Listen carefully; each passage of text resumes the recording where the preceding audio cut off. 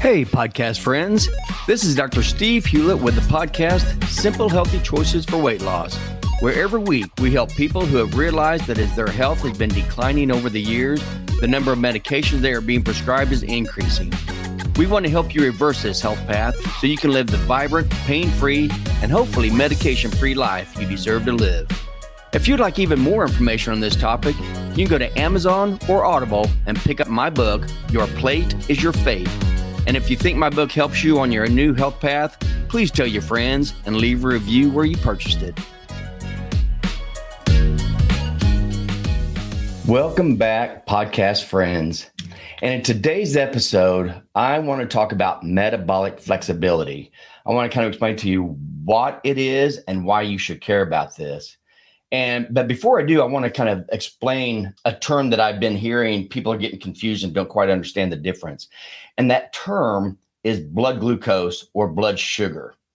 And just so you know, whenever somebody talks about your blood sugar, what they're actually talking about is blood glucose. And the difference is, remember, if you think of sugar, like a teaspoon of sugar, like you're going to put in your coffee or tea or something that's in your kitchen, sugar is actually sucrose.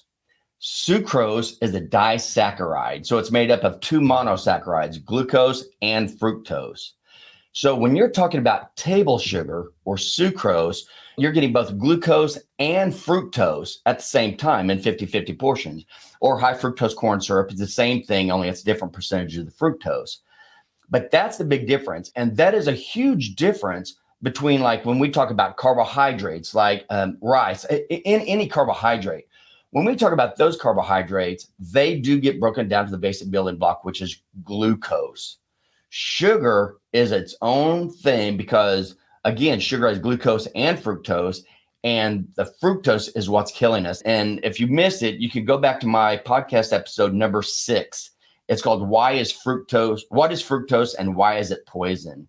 And this will explain the big difference between, somebody say, well, what's the difference between eating sugar and eating rice? And that's the big difference. Rice or any of your natural God-made carbohydrates, those get broken down to the basic building block of glucose, okay? So that's the big difference between why sugar and high fructose corn syrup is so much worse for you than regular carbohydrates. Now, as I've also talked in my past podcast, when I talk about carbohydrates, I am talking about God-made carbohydrates, meaning vegetables and fruit. I am never, ever talking about you should eat ultra-processed carbohydrates, what you see in all the box, bottles, bags, and cans of man-made food. Because with man-made food, they actually do both. They put ultra-processed carbohydrates, massive amounts of them, which automatically get broken down to a bunch of glucose. But they also want to keep you addicted and keep you eating their food with no nutrient value. So they also put sugar or high fructose corn syrup in almost everything they make also. So now you have the glucose from the carbohydrates, and you have the glucose from the sugar they put in it, and you have the fructose from the sugar they put in it. So there's so many reasons why man-made ultra-processed food should never cross your lips. It's horrible. So if you can at least decrease the amount to maybe 10% of your nutrition and 90% comes from God-made food, you're going to be so much better off. But anyway, so that's the difference when they talk about blood glucose or blood sugar. When they're talking about blood sugar, they are talking about blood glucose. They're not talking about the fructose that's floating around in your body. So this brings us down to, why do we have sugar? Why do we have fat? Why do we have carbs? And the basic thing is, we have two sources of energy that our body is made to use and it knows how to use. Those two sources of energy are either glucose or fat. So remember, glucose, every single time you eat any kind of carbohydrate, whether it's man-made or God-made, all carbohydrates get broken down into glucose. Okay, so that's the glucose that we can use for energy, and I'll go through that. And then fat is the other one. And fats, remember we talked about all macronutrients get broken down to their basic building blocks. So proteins get broken down to amino acids, fats get broken down to fatty acids, and carbohydrates get broken down into glucose. So when you're talking about fat as an energy source, the fats, remember, they get broken down to fatty acids. The fatty acids get metabolized into ketones, and these ketones can go through the energy making process in the mitochondria of all our cells, where we produce ATP. The mitochondria in our cells can either use ketones to make ATP or glucose to make ATP. And I broke all this down earlier also in another podcast number 35, of which is the best energy source, carbohydrates or fat. And that was episode 35 in here. So I'm not going to talk about that part because I really want to just kind of focus on the energy and what metabolic flexibility is. So it's very important that you realize that we actually have two different sources of energy, glucose and fatty acids or ketones. And this is really what's caused a lot of our trouble today. Because let's break each one of these down and find out what goes on. So when you eat a carbohydrate, anytime you eat a carbohydrate, digestion starts in the mouth because your mouth will produce saliva. And in that saliva is an enzyme called amylase. Amylase breaks down carbohydrates into glucose. Amylase is an enzyme that's in your saliva. So when you're talking about carbohydrates, your digestion actually starts in the mouth. And what happens is your body, it senses the glucose in your mouth. And so it's getting prepared to have a glucose meal. So just by putting carbohydrates in your mouth, you start raising your insulin levels. And if you haven't listened to any of my podcasts before, the main thing I want you to realize is they tell you that diabetes is a blood sugar problem. And it is not. It's a blood insulin problem. So the way to take care of our health issues, the biggest thing we can do is keep our insulin levels low. And I'll explain that a little bit. And I actually went into a huge podcast earlier on this same thing. But that's what we're talking about is you want to keep your insulin levels low.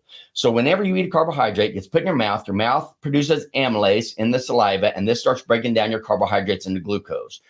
Your body senses glucose and it raises your insulin levels. So there's a key right there that you want to really limit the amount of carbohydrates. But now, after the carbohydrates get out of your mouth, that goes down in your stomach. And depending on what you eat, again, your stomach will have these stretch receptors on it. So when you get full, it makes it where you don't want to eat anymore. It says, okay, I'm not full anymore. And this when you push away from the table and say you're not hungry. However, again, your body does not want high blood glucose levels. So it does a lot of things to make sure that it does not get high blood glucose levels. One is, like I just said, it raises your insulin levels while carbohydrates are still in your mouth. But the next thing that happens is once you have these carbohydrates in your stomach will also produce, it's called an incretin. An incretin is like a GLP-1 or a GIP. And these are ones, and we've already talked about this when I talked about all the problems, all the horrible adverse effects to all these GLP-1 agonists that were given, like semaglutide, and all the adverse effects of that. But that was in another podcast. But GLP-1 is actually, that's an incretin that our own bodies actually secrete. And the reason it does this is it doesn't want high blood glucose levels. So it secretes GLP-1 and GIP. These are just incretins that are secreted from your intestines. And those tell your stomach to hold food in your stomach for long periods of time because it does not want those carbohydrates to get out of your stomach and into your bloodstream, which raises your blood glucose and raises your insulin. Your body doesn't want either one of those. It does not want high blood glucose and it does not want a high insulin. So that's why it secretes these incretins to keep the food in the stomach longer. But the other thing that these GLP-1s do, and just like our GLP-1 agonist medications do, not only do they keep food in your stomach longer, but they also raise your insulin levels. So that's why these drugs actually make diabetes worse, because they raise insulin levels and you do not want high insulin levels. And again, I've already talked about this in another podcast. I'm just saying your body goes to a lot of expense to make sure that you keep your blood glucose levels low. But the other thing it does, it also, and I'll do a whole podcast on this one too, your body also doesn't want high insulin levels.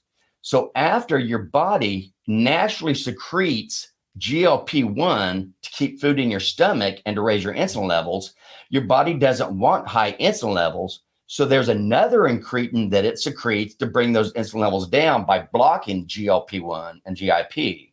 So by doing that our glucose levels will come down with the GLP-1, but then our insulin levels will come down with our DPP-4 incretin. And the only reason I even bring that up is because, again, as far as medicine, we have things that will block DPP-4. That's a whole nother set of drugs. And again, we'll talk about this. But the whole purpose of the drug companies' medications is to try to get your glucose down, and it does it by increasing your insulin. So that's why you really want to avoid those products at all costs. If you can, use them a little bit to try to get you into a better way of eating, but try to get those off those as soon as possible. But anyway, so that's what happens. So you eat a carbohydrate, goes in your mouth produces amylase that turns into glucose. Glucose goes down your stomach. Your body realizes this, and it secretes these incretins to try to keep the glucose in there and also to raise your insulin levels. So what happens is once you do this, once you eat a carbohydrate, your body breaks it in glucose. This glucose gets shunted straight to the liver through the portal vein. Once it's in the liver, what your body does is it assesses your body, your energy needs. Okay, so now you have glucose sitting in the liver. Your body will put the glucose into the blood to take care of whatever energy needs you have at that exact time, which most people don't. They sit there, they eat, they put all these carbs in, then they sit down and they sit in front of a computer, or they sit at a desk, or they sit in front of a television, or they sit and read a book, or whatever. They usually are not doing any activity anyway. So most of the carbohydrates that they're eating, most of this glucose, then it goes into putting your glucose stores. And again, your glucose store is called glycogen. Glycogen is like a little glucose brick. And it takes all these little glucose molecules that aren't needed for energy and aren't needed for anything else, and it gets put into a glucose brick called glycogen, and then that glycogen gets stored in your liver. But only about 10% of your liver is glycogen stores. So that's about 25 teaspoons of sugar. And then you also have 1% of every single skeletal muscle in your body also has a glycogen store. But that glycogen, the energy from that is only used on that one in particular muscle. It's not used for all your body's energy needs, metabolic needs. So really, if you're looking at carbohydrates as your only energy source, all you have is 10% of your liver, 25 teaspoons of sugar, and that's all you have. That is nowhere near enough energy to be able to take care of all the energy needs that we have. So that one thing, looking at our storage of our carbohydrates, that one thing lets you know that we were never supposed to use carbohydrates for our main energy source. Okay, so once it gets stored into glycogen, anything else that's left after we have used whatever energy we need at the time, our glycogen stores are restored. All the other glucose gets turned straight into fat in the form of triglycerides and stored as fat. So all the carbohydrates that you eat above these little tiny glycogen storage needs that you have is actually getting turned straight into fat. And I've also did another podcast, which is it's podcast number 34. And this was called What Determines Whether We Store Fat or Use It for Energy. But this explains why when your insulin levels are high, you actually force your body to store fat. You cannot burn it. So when you eat carbohydrates, that forces your insulin high. It forces the carbohydrates to be turned into fat. And both those together forces this fat to be stored in your body and never used. So just so you know what we're talking about, when we're talking about how much is excess carbohydrates, just so you know, 1 teaspoon of sugar is equal to 4 grams. So when you go out to all your labels, in your grocery stores, look at all the food labels, see how much carbohydrates, how many grams of sugar in a serving of what you're eating. Divide that by 4, and that'll let you know how many teaspoons. But just so you know, if you take our entire blood circulatory system and you drained all the glucose out of it right now that's inside our blood, it would equal about 1 to 2 teaspoons of sugar, period. That's all we need. And then our glycogen stores. So all the excess is going straight into fat and being stored. And just so you know, back in 1960, it was estimated that we only ate about 2 teaspoons of sugar per person per day. Now, in 2015, this isn't even now, this is back in 2015. So we're talking 8 years ago. In 2015, that number had gone from 2 all the way up to 65 teaspoons of sugar per person per day. That's estimated. And again, that was 8 years ago. I guarantee that number is higher. And you may think that's crazy, but when you think that there's 10 teaspoons of sugar in one little 12-ounce can of soda pop, and you think of all the soda pop, all the fruit juice, all the boxes, bottles, bags, cans, takeout, fast food restaurants, pastries, everything, all man-made food. This stuff is loaded with glucose, loaded with sugar, loaded with carbohydrates, which get turned into glucose. And so we are eating massive amounts of carbohydrates now, and it's all getting stored as fat. And that's why our obesity rates have skyrocketed since our 1977 dietary guidelines saying that we're supposed to be eating no fat, low fat. And that's why our type 2 diabetes skyrocketed. Our cancer rates are skyrocketing. Blood pressure problems are skyrocketing. I mean, any disease that you can think of, it is skyrocketing, including metabolic syndrome. And this has all happened because we were told that we're supposed to eat high carbohydrate, low fat foods, and it's what's killing us. So now let's go to fat. What happens with fat? Well, like we said, with fat, when you put fat in your mouth, there's no enzymes that are secreted, and there's no insulin that's secreted. Fat does not raise insulin levels at all. Carbohydrates raise insulin a huge amount, and protein raises insulin levels just a tiny bit. So fat in your mouth, no enzymes stimulated, no insulin secreted. Then that goes in your stomach. Fat and protein in your stomach stays in your stomach for long periods of time because they're very, very nutrient dense. And that's what your body wants. So you have all these nutrients in your stomach in the form of fat and protein. That will keep food in your stomach longer and keep you from getting hungry. That's why that is a much healthier choice than going to a medication made by man, made by $1 trillion a year drug company that wants to increase their revenue. That's why you don't use that just to keep you feeling full when you can use a much healthier alternative of just eating fat and meat. That will also keep you from getting hungry. Now, once this fat goes through the stomach and gets down in the intestines, and I did a whole nother talk on this also, but once it's in your intestines, there are two other hormones that are secreted. That's cholecystokinin and peptide YY. Fat and protein in your intestines stimulates the release of these cholecystokinin and peptide YY. Carbohydrates do not. When you stimulate cholecystokinin and peptide YY, those go to the medial hypothalamus in your brain and tell your body, I'm not hungry, don't eat anymore. So the whole time fat and protein is going down through your intestines, you are still stimulating your body's hypothalamus saying, I'm not hungry. So it keeps you feeling full. Again, carbohydrates do not stimulate cholecystokinin. They do not stimulate peptide YY. They do cause an increase in insulin, which does cause a drop in your blood glucose and makes you continuously hungry. The other thing that fat, remember we said that carbohydrates go straight from the intestine straight over to the liver, and then the liver has to decide what to do with it, which is basically convert to fat. The fat that you eat, dietary fat, doesn't go through that process. It goes from the intestines into your lymphatic system.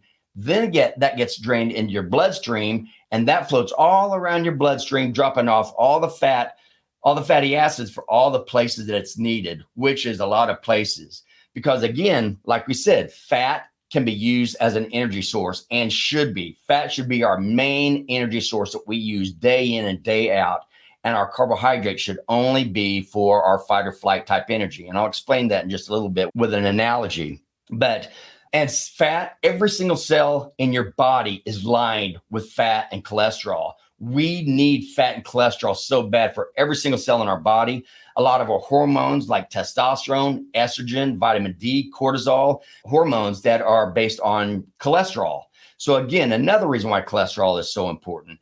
Fats also help lubricate all of our joints to keep us where we move a lot better. But the other thing it can do is it also can get stored as triglycerides. So when your insulin levels are high, you're storing fat as triglycerides, and you're storing the carbohydrates that got turned into triglycerides, you're storing those also. And so it's very important. And this is also why it's really important to know the quantities that you're talking about. When you're eating fat, fat keeps you feeling full, so you don't eat very much fat at all. So you don't have a lot of fat floating around your system. When you eat carbohydrates that don't keep you full, you have a massive amounts of these triglycerides floating around in your body. And that's why that's one of the things on your cholesterol panel is to see how many triglycerides you have. But just to kind of get into the kind of end of it, but this is what metabolic flexibility is. As I've just gone through, you have two different sources of energy. You have carbohydrates and you have fat. So now it's up to your body to determine how to use these. Now, the way I like to use it is just like Ben Bikman, the man who wrote why we get sick. And his whole book is all about how horrible having high insulin levels, what horrible things that does to our body, and why we need to keep our insulin levels low. But he describes it as like a fuel truck, because your body goes through different phases as it uses this different energy. So what it does is, first, it's going to use the energy in your blood. It's going to use that first because that's the quickest, easiest energy to use. After it uses the energy in your blood, it's going to go to your stored energy. And then it's going to use that. And it always goes for the carbohydrates first. And then it goes for the fat. And now, a lot of people mistake this thing. It's going for the carbohydrates first because it likes carbohydrates and it needs carbohydrates. That is not true. That is not true at all. Your body does not need any carbohydrates whatsoever. There are 9 essential amino acids. There's 2 essential fatty acids. And both the essential means that your body doesn't make them, you get them from the outside. There's no such thing as the essential carbohydrate.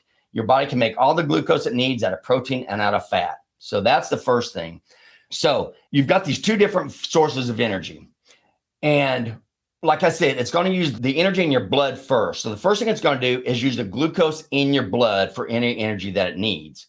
Once that glucose levels go down, that's going to make your insulin levels drop down. Once your insulin levels drop down, now you can start using fat that's in your blood for your energy source. So it switches over and it can start using fat. Once those are down, it's going to go to your stored energy. So it's going to go to your stored carbohydrates, which is your glycogen, and it's going to start using that energy first. And after that gets low, then it's going to start on because your insulin levels go low, then it's going to start on your fat. That's kind of how it goes. But the deal is, and think of your body kind of like a fuel truck. Okay, a fuel truck, think of it driving down the road, and the fuel truck has around 11,500 gallons of fuel in its big storage tank. However, it only has just a few gallons in the actual gas tank that runs the engine. So that's why, and no matter what happens, unless you do some major mechanical issues, a gas truck, when it runs out of gas, it has to go to a gas station. It cannot use the fuel that it has stored already. And that's exactly what our body does. Our body has all this stored fuel, just like in a fuel truck, our stored fuel all over in our subcutaneous fat cells, but we do not allow our bodies to access that because we're constantly filling up our gas tank. We're constantly putting carbohydrates in our mouth. So we're constantly using carbohydrates for our energy source, which also gets turned to fat and stored. It constantly keeps our insulin levels high, so we never, ever get a chance to use our fat. And that's why people think they can't go very long without eating, because their blood glucose is going to go down and they're going to get starving. When you use your fat for your energy source, that doesn't happen because you already have energy on board constantly. You're using the fat out of your fat cells. And so you don't get hungry because you always have food on board.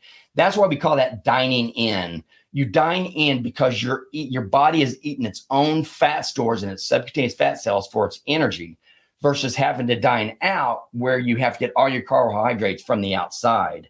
So that's kind of what the difference is. So what we want to do as humans is we don't want to constantly just keep emptying our gas tank and filling back up, empty it and fill it back up again. What we want to do is access all this fat storage that we have on our subcutaneous tissue. It's a much cleaner source of energy. It burns cleaner. There's more units of ATP per carbon in a ketone versus glucose. And your body runs so much better on it. It doesn't produce all these what are called reactive oxygen species or activated oxygen species. It's because we use carbohydrates for energy source that we are told that we have to take all these antioxidants all the time, because carbohydrates produce all these ROSs and fat does not. But anyway, I didn't want to confuse you with that. But the one thing I want to tell you about is I want to explain a campfire. And this is kind of really the analogy that I like the best as far as how we use our energy. Because when you build a campfire, you don't just build a campfire and just sit there and keep throwing kindling on and let it burn, and throw more kindling on, let it burn, throw more kindling on, let it burn. You don't do that. What you do is you start a fire and then you slowly get bigger and bigger logs. So you have these great big logs and you throw that on your fire. Okay. And that's exactly like our body. If you think of the kindling like glucose, if you were trying to start a fire with that kindling, you're never going to get a good fire because it burns the kindling off, it goes down, and you have to throw more on there. So you're never going to get a good fire. However, If you start a fire and you're using your big logs, you're going to have a great fire going on. And if every now and then you want to throw some kindling on, go ahead. You can throw the kindling on, it'll burn away and go back to burning the big logs. It is not the same if you just have a bunch of kindling on there, a bunch of coals, and you go and throw a big log on the fire. It will not burn. And that's exactly what we are like. What we're supposed to be doing is we're supposed to be using the fat in our fat cells for our energy, for our everyday energy, day in and day out. And then we're only supposed to use the little bitty carbohydrate stores, those glycogen stores, that 10% of our liver, for our fight or flight. Because if you get stressed, whatever stress, whether it's danger or just normal stresses of life, if you keep your body stressed all the time, you are producing cortisol. Cortisol makes your liver put glucose into the bloodstream. Glucose, once the blood goes into the glucose goes in your bloodstream, now your body releases insulin and it puts it in your muscles and you have this quick fight or flight energy.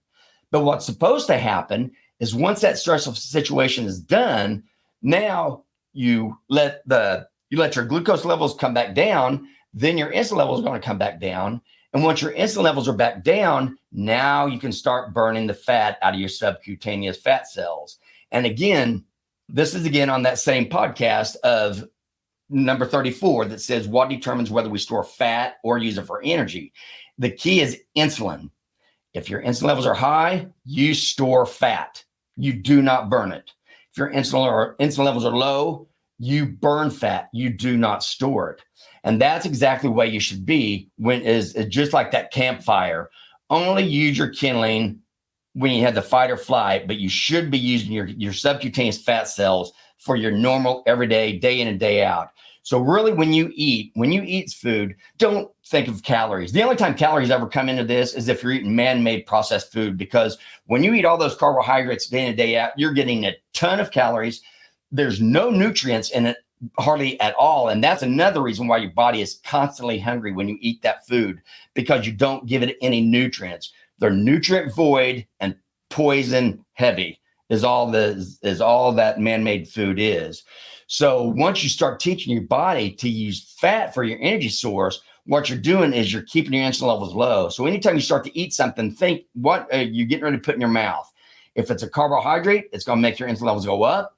If it's not, and it's fat and protein, it's going to keep your insulin levels low. So that's really what you want to think about when you're eating something is this going to raise or lower my insulin levels? Because that's what has to do with all of our sickness, is keeping our insulin levels high and continuously storing fat and not burning it. So that's something I want to know. And just one real quick thing also, another term. Oh, and that's called metabolic flexibility. Metabolic flexibility, I guess I should answer that.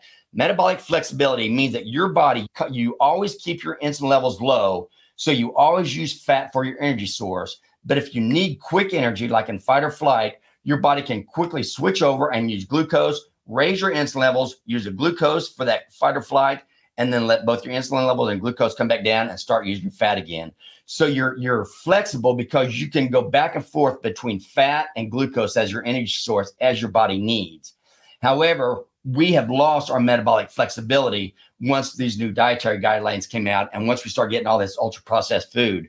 Because when you eat carbohydrates constantly, like you do with all this man-made products, you're constantly eating carbohydrates, constantly keep your insulin levels high. And so you do not have metabolic flexibility. All you know how to do is use glucose for your energy source. And this, again, is what runs into all the troubles that we have, because that's keeping your insulin levels high.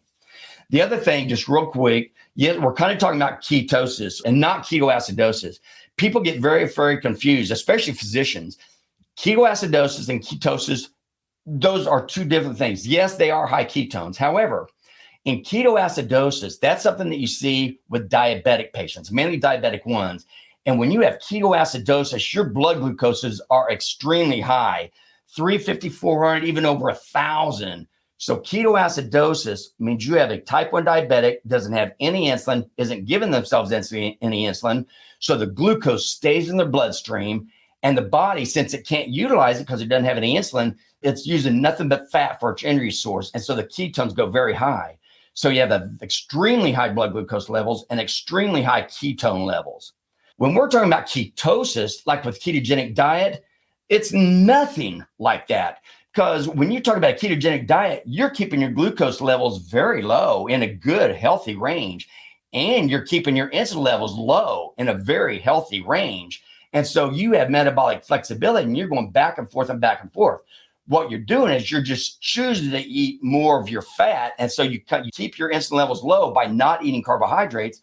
You use your own fat stores for its energy, but you still have carbohydrate, you still have glucose in your blood, and it's at a good normal range, not like you see with ketoacidosis. So those are two totally different things. You'll see a lot higher ketone level with ketoacidosis, and you're going to see a much higher blood glucose with ketoacidosis.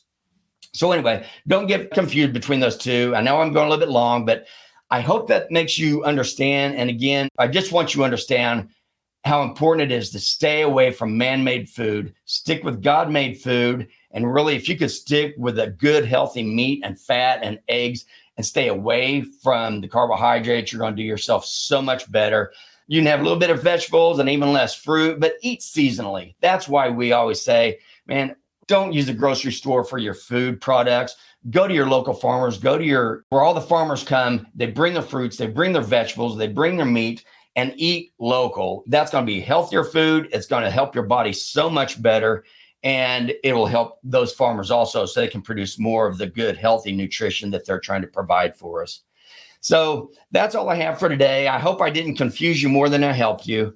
But again, I love these questions. Please keep these questions coming because that's how we figure out what other podcasts we need to do. And for right now, thank you so much for listening and have a great week. And remember, make simple, healthy choices to live a quality life.